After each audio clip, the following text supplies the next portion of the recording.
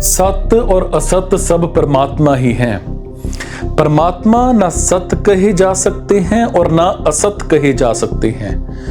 परमात्मा सत्य भी हैं, असत्य भी हैं और सत्य असत्य दोनों से परे भी हैं।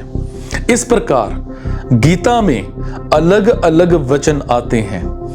अब उनकी संगति के विषय में विचार किया जाता है। परमात्म तत्व अत्यंत अलौकिक और विलक्षण है। उस तत्व का वर्णन कोई भी नहीं कर सकता।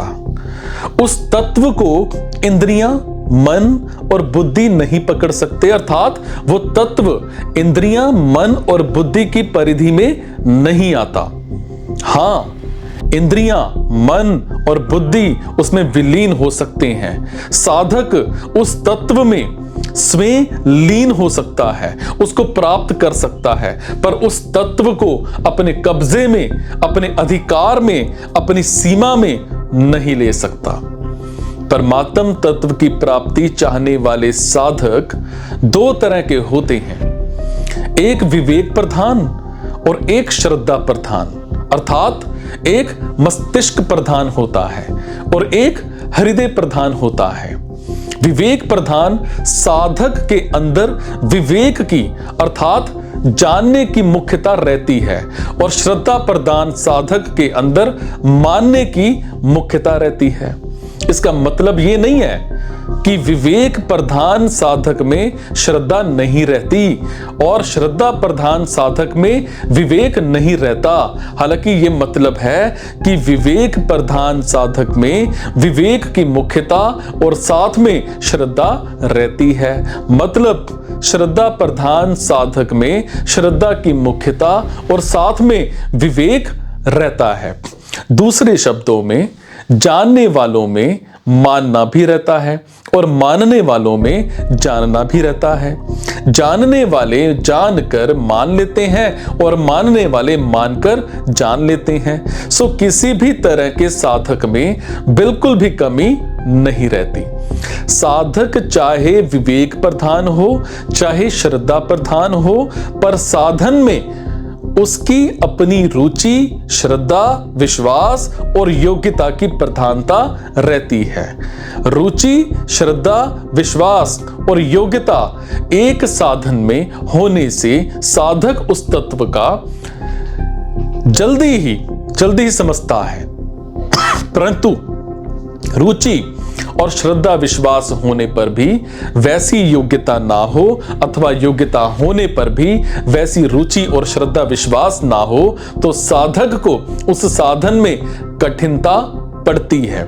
रुचि होने से मन स्वाभाविक लग जाता है, श्रद्धा विश्वास होने से बुद्धि स्वाभाविक लग जाती है और योग्यता होने से बात ठीक समझ में आ जाती है।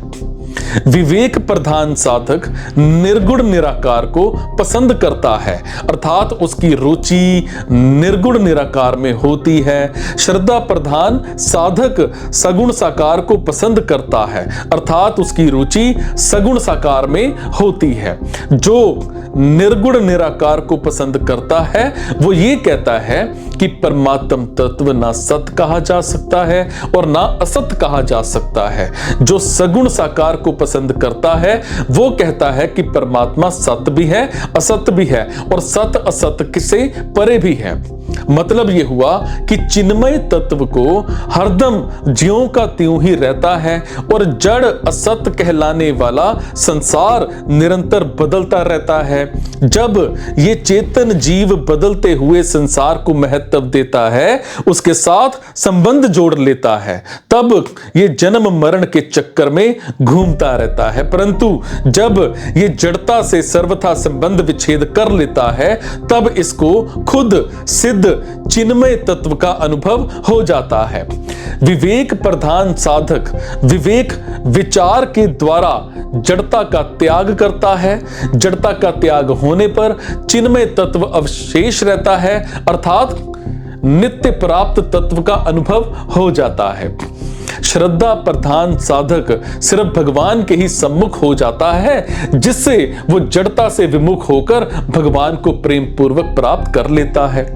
विवेक प्रधान साधक तो सम शांत, सत्य घन, चित्त घन, आनंद घन तत्व में अटल स्थित होकर के अखंड आनंद को प्राप्त होता है। पर श्रद्धा प्रधान साधक भगवान के साथ अभिन्न होकर प्रेम के अनंत प्रतिक्षण वर्धमान आनंद को प्राप्त कर लेता है। इस प्रकार दोनों ही साधकों को जड़ता से सर्वथा संबंध विच्छेद पूर्वक चिन्मय तत्व की प्राप्ति हो जाती है और सत्य असत्य अर्थात सब कुछ परमात्मा ही है, ऐसा अनुभव हो जाता है। परिवर्तनशील और नाशवान क्रिया और पदार्थ मात्र शरभाव हैं जो भगवान की अपरा प्रकृति हैं। ज्ञान में ब्रह्म के साथ एकता होती है और प्रेम में अंतर्यामी भगवान के साथ अभिन्नता होती है। भगवान ने यहां अंतर्यामी को अपना स्वरूप बताया है। सो ब्रह्म तो विशेषण है और अंतर्यामी विशेष्य है। मतलब है कि जिसको गीता ने समग्र कहा है वो सबका रचयिता और नियंता अंतर्यामी मैं ही हूं। इसी अंतर्यामी को 14वें अध्याय के 3 श्लोक में भगवान ने कहा है।